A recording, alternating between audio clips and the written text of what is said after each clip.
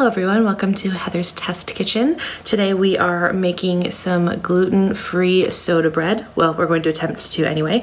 Right now I have the baking soda, salt, and flour, the dry mixture already put together. I'm halving this recipe because the only flour I could find was gluten-free flour, and I'm not sure how that's going to work in my little toaster oven. Also because we're short on flour. I don't want to be like messing with stuff we don't actually have.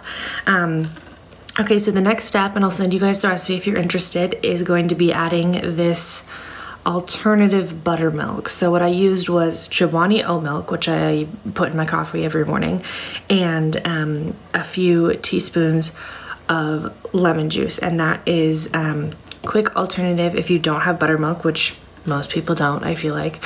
So we're gonna do, we're gonna add this a little bit by little bit with a fork. So the recipe says to make like a divot in the middle, and then kind of like you're making, I don't know if you guys have ever made like at-home pasta, but it's kind of like that. So you're putting like into the pool of the middle of the bowl, you're adding a little bit of milk, and then mixing all of that together. Soda bread I've made a few times before. It's really like sticky, and it's funny, the baking soda is what rises, so it's a naturally rising bread. You don't need yeast in it, which is cool. So I'm just mixing this in little by little.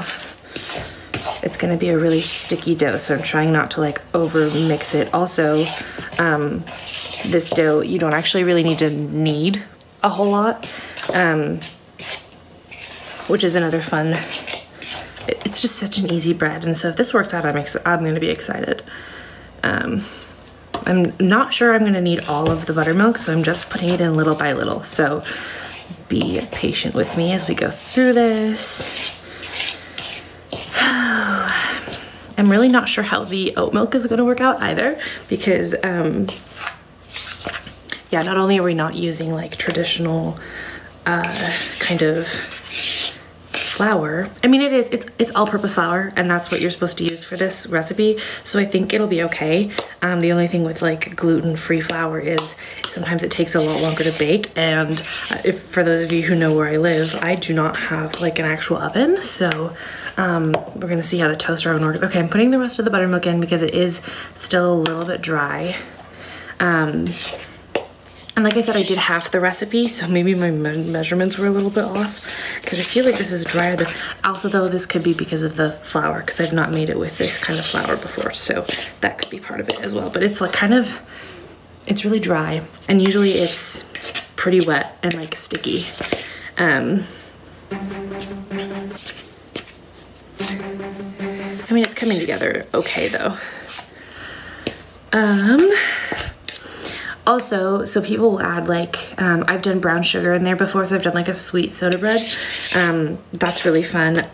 So I went to the grocery store today and forgot the Guinness, so we're not gonna do Guinness, because normally I'll do like a brown soda bread and I'll add Guinness to it and like some brown sugar, and it's so good. But we did not do that today, so it's just gonna be, okay, like most of this is coming together. So now I'm gonna set you guys down for a second and make sure I've got a good solid area for this, because I'm gonna have to knead it just a couple times.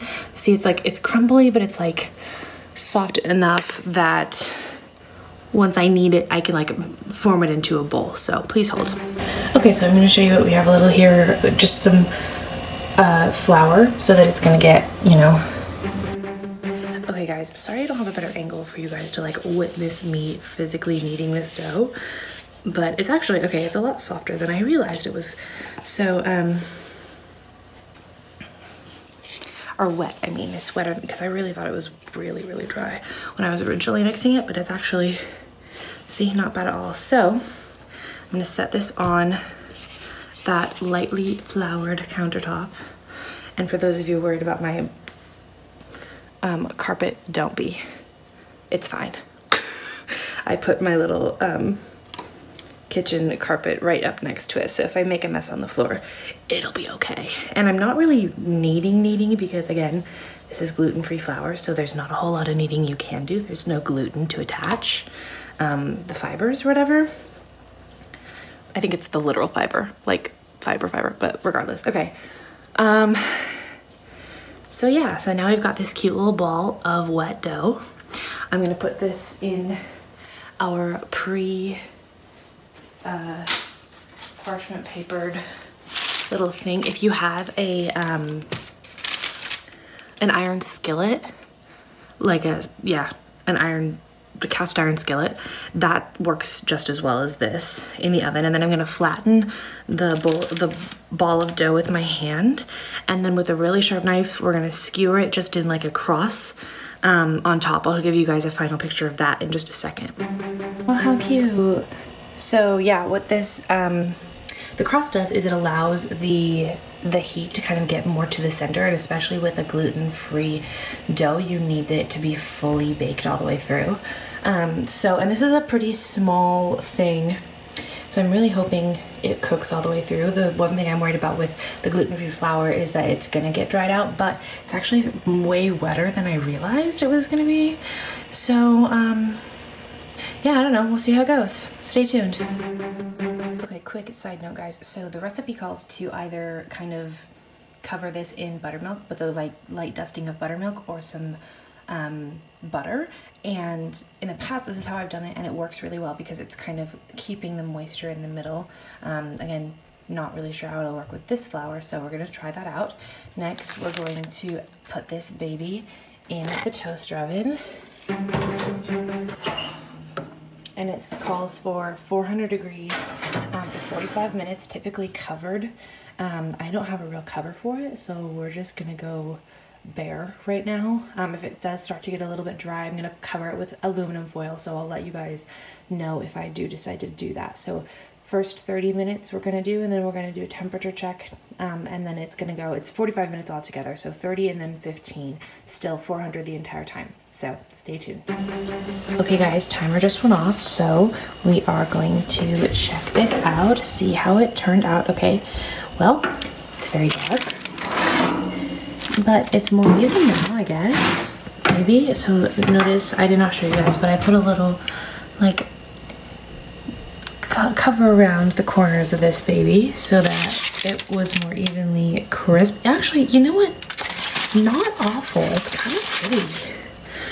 Not to like toot my own horn, but like, oh my goodness, how cute. Not really soda bread looking, but I don't know, let's see. Okay, so it doesn't really sound hollow, but I mean, like, there's definitely no soggy bottom.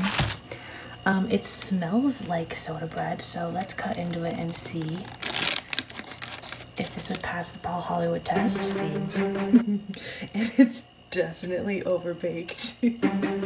Okay, taste test. You guys ready?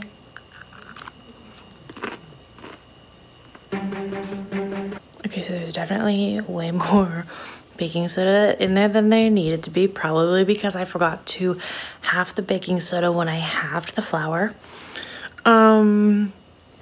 Texture-wise though, like, it has the texture of soda bread. It smells delicious, so my house smells wonderful.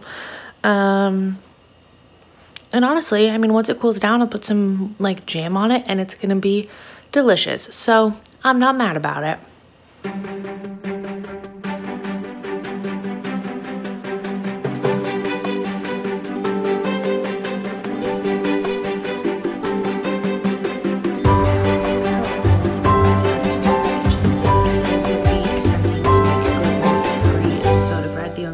Gluten-free is because the only flour that I could find was gluten-free plain flour. So we're gonna get started. So here I have the measured out, I'll give you guys the recipe if you really want it, flour, gluten-free flour, and we're going to combine the baking soda and salt mixture with the flour. That's step one. I'm just gonna be using a plain fork for this. I don't have a better angle, so this is, imagine me doing this. Once that's all coagulated and mixed in thoroughly, we are going to, oh, I just realized. I halved the flour and not the baking soda. Well, whatever. We're just gonna have a lot of baking soda in here. It's fine. Whatever.